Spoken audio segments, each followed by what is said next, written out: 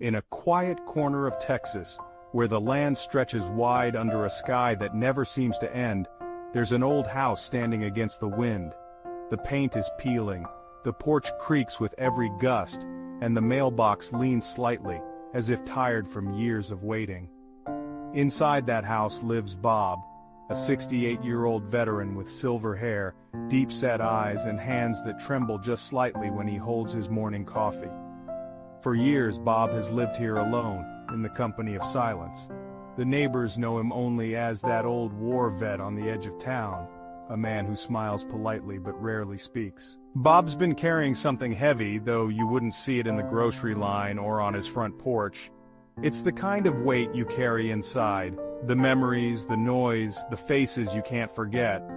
After 2 tours overseas, after the medals, the handshakes, and the homecoming parade, Bob came back with a wound that no one could see, a mind restless with echoes of war. Pause, soft sigh. But this morning, something is different. As the first light of dawn brushes across the dusty fields, Bob hears a sound he hasn't heard in years. A chorus of wings, a wild flurry of motion just outside his window. Puzzled, he sets down his coffee and walks to the door. What he finds takes his breath away. There, scattered across his lawn, his porch rail, even the hood of his old pickup, is a restless, trembling flock of birds. Dozens of them, maybe hundreds. Their feathers ruffled, their heads darting, as if they've lost their way. Bob steps out slowly, cautious but curious. For a moment the old soldier and the wild creatures simply watch each other. Something stirs in Bob's chest. Something he hasn't felt in a long time. Not fear, not sadness, but wonder. And maybe, just maybe, the first flicker of connection. What neither Bob nor the birds know yet is that this unexpected meeting will change everything. Bob stands there on the porch, the morning sun slowly creeping up behind him, casting long shadows across the dirt yard. His eyes squint as they adjust to the golden light shimmering off a sea of feathers. The birds are everywhere, perched on the fence line, clustered beneath the old oak tree, resting on the hood of his rusted Ford pickup. Sparrows, starlings, even a few doves, their small chests rising and falling with quick, nervous breaths. Bob takes a hesitant step forward, his boots crunching softly on the gravel path. He half expects the birds to scatter, to take off in a thunder of wings. But they don't. They stay. Their tiny eyes flick toward him, watching, alert, but unafraid. For a man who has spent years mastering the art of avoidance, avoiding crowds, avoiding phone calls, avoiding memories, this moment feels oddly disarming. He kneels slowly, his knees creaking in protest, and picks up a fallen branch near the garden. His fingers, still rough and scarred from a lifetime of work, gently push aside a patch of grass. He notices a small bird trembling, its wings slightly bent, its tiny body quivering with exhaustion. A knot tightens in Bob's chest. Not long ago he would have turned away, told himself it's just the way of the world. Nature, survival, no need to get involved. But this morning, under this pale Texas sky, something won't let him walk away. Bob carefully sets down the branch and rises, walking back toward the house. His old screen door squeals as he pulls it open. Inside, he moves with purpose. A half-empty bag of birdseed from last winter, a shallow pan for water, a faded towel from the laundry room. Outside again, he scatters the seed with slow, deliberate motions, watching as the birds edge closer, pecking cautiously at the ground. He fills the pan with water, sets it near the porch, and drapes the towel over a low-hanging branch to offer a bit of shade. Bob lowers himself onto the porch steps, feeling the cool wood beneath him. He leans forward, resting his elbows on his knees, and watches. For the first time in years, his mind begins to quiet. He thinks of the years he spent in uniform, the chaos, the noise, the orders barked across crowded rooms. He thinks of the nights that followed, long, sleepless hours when the silence was somehow even louder. And now here he sits, surrounded by life he never invited, yet can't bring himself to push away. Bob chuckles softly, shaking his head. Bob, well, I'll be damned, looks like I've got company. As the sun climbs higher, Bob loses track of time.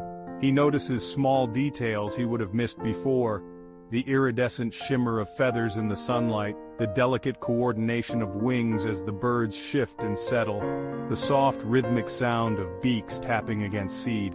And for a brief, precious while, the sharp edges inside his mind begin to soften.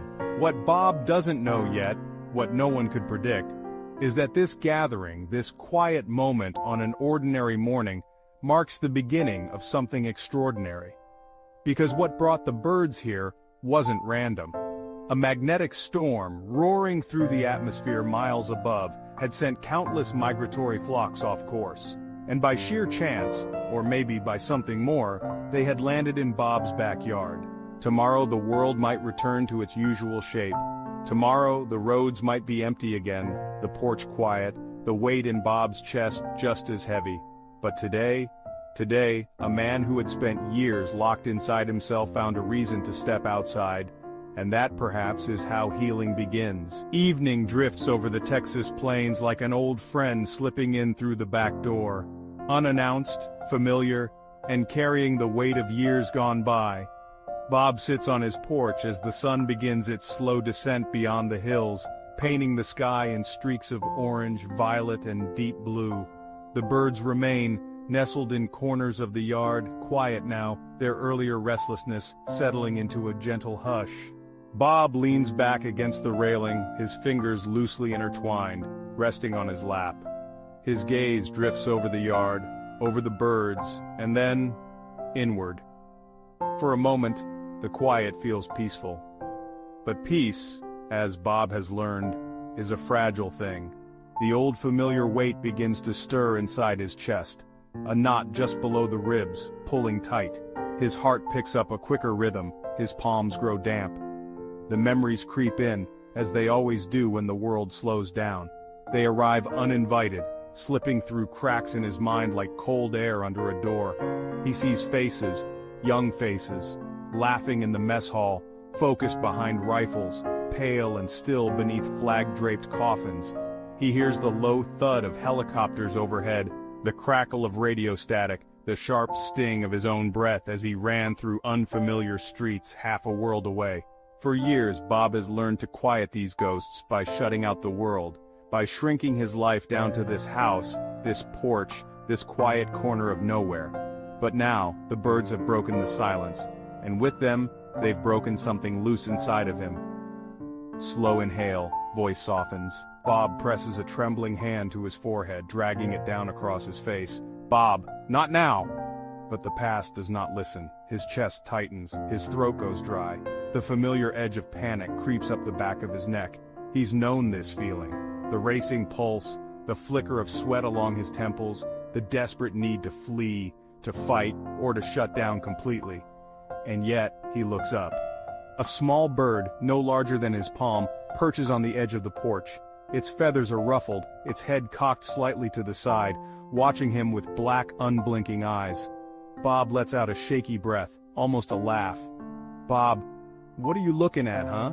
His voice cracks, worn thin with emotion. The bird doesn't answer, of course, but something in its steady gaze anchors Bob. Just for a moment. Long enough for the wave inside him to crest, break, and begin to ebb away. Bob leans forward, elbows on his knees, cradling his head in his hands. He remembers a time when he could call someone, when his wife was still alive, when his old unit gathered every November to share a drink, to swap stories, to remember. But over time, the calls grew fewer. The gatherings shrank, the world moved on, and Bob stayed behind. But tonight, the world has come back to him in the most unexpected way. He watches as the birds tuck themselves into the low branches of the oak, settling in for the night. A few peck quietly at the last of the seed he scattered. One or two lift their heads to the darkening sky as if testing the air, waiting for the next sign, the next signal to move on. Bob pushes himself to his feet, his knees groaning in protest. He moves slowly, carefully, as if afraid that any sudden movement might shatter this fragile truce between past and present. Inside the house, the familiar creaks and groans greet him. He moves through the kitchen, filling a small bowl with water, grabbing a crust of old bread to crumble for the morning. He pauses by the phone on the wall. the same rotary phone that's been there for decades, and for the first time in years, his fingers hover over the numbers. His niece. He could call his niece, but not tonight, not yet. Bob sets the bowl by the door and turns off the lights, leaving just the porch light glowing in the dark. Stepping back outside, he feels the cool night air against his skin and looks up, the stars sharp and bright above the wide Texas sky. He knows tomorrow will bring its own challenges. The memories won't disappear overnight. The years can't be erased by a single encounter with a lost flock. But maybe, just maybe, this is a start. As Bob lowers himself back onto the porch steps, one last bird flutters down beside him, settling on the railing within arm's reach. He smiles, small, tentative, but real. "You're a stubborn little thing, aren't you? Guess we've got that in common." For the first time in a long time, Bob doesn't dread the night.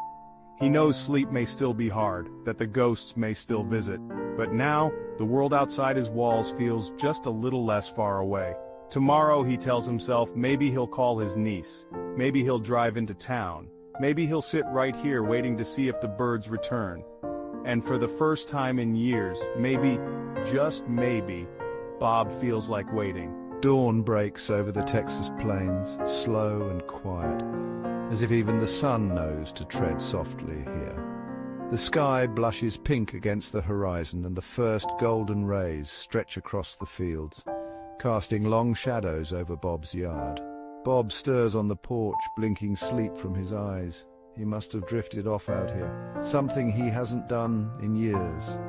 For so long, night had been his enemy, the time when old memories rattled loose, when the walls seemed to close in, when sleep felt like surrender. But this morning is different. He rubs his stiff neck, glances around.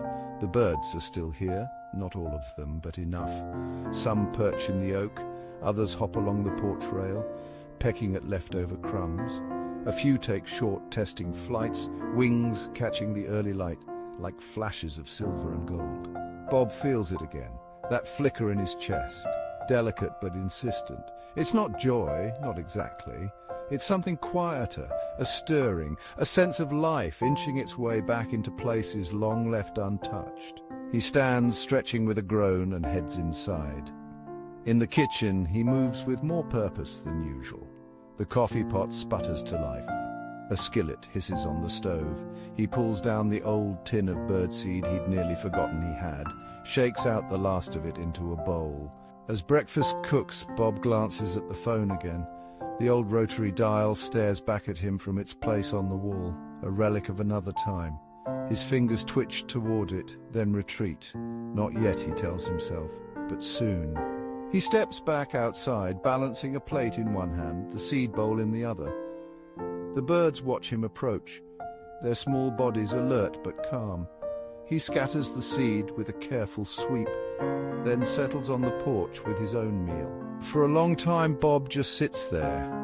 He watches the sun climb higher.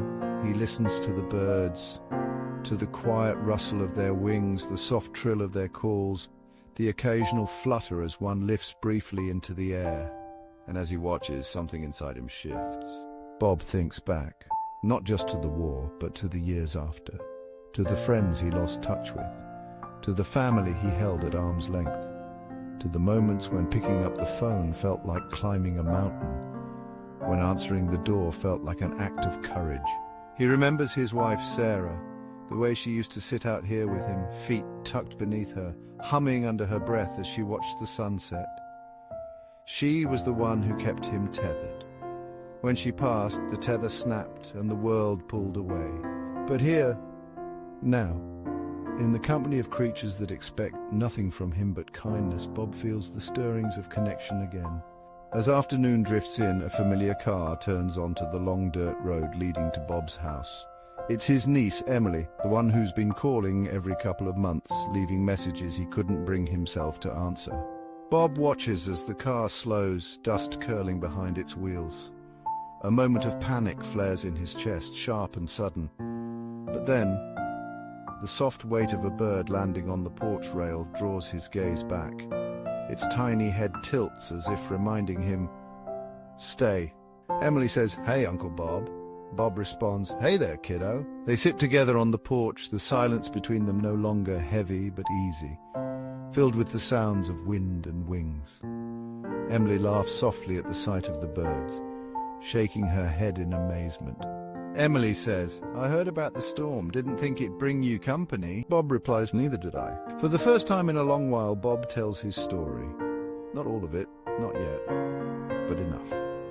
He talks about the morning he found the birds, about the way they stayed, about the way they made him feel seen, needed. Emily listens, her hand resting lightly on his arm, and as Bob speaks, the weight on his chest lightens, the knot loosens, the world opens a little wider. The sun dips lower. The birds lift into the air in small groups, circling above the yard before settling again. Bob watches them, his heart steady, his mind quiet. He knows they'll leave soon. He knows the storm that brought them here was a fluke, a twist of nature. But he also knows something else now, that when they go, he won't be left behind. Because the birds didn't just come to him. They opened a door, and this time Bob is ready to walk through it. As evening falls, Emily hugs him goodbye, promising to return soon. Bob stands at the edge of the porch, watching her car disappear down the dirt road. The sky above stretches vast and endless, the stars winking into view one by one. Bob draws in a deep breath, the cool night air filling his lungs. Tomorrow, he thinks, he'll drive into town, maybe have coffee at the diner, see if the old veterans group still meets on Saturdays. Maybe he'll pick up a fresh bag of birdseed. And maybe, just maybe, when next November comes and the birds return, Bob will be waiting, not as the man he was, but as the man he's becoming, a man learning at last that healing is possible.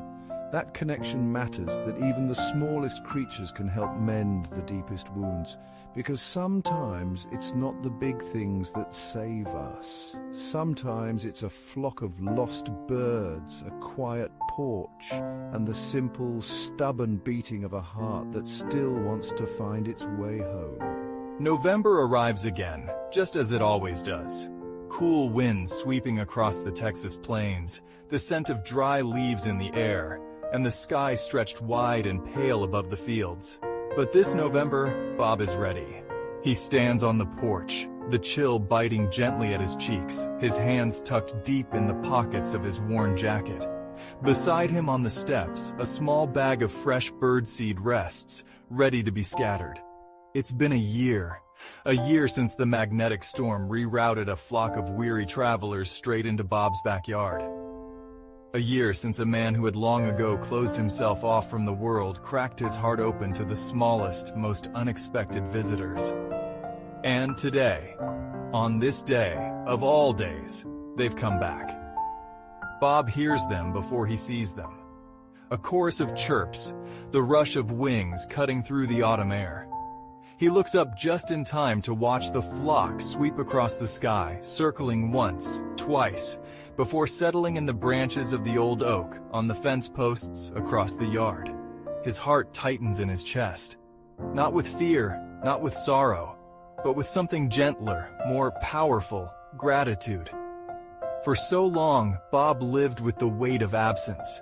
The absence of friends lost in war, of a wife gone too soon, of a life slowly hollowed out by silence. But now, as the birds return, he understands something he couldn't before.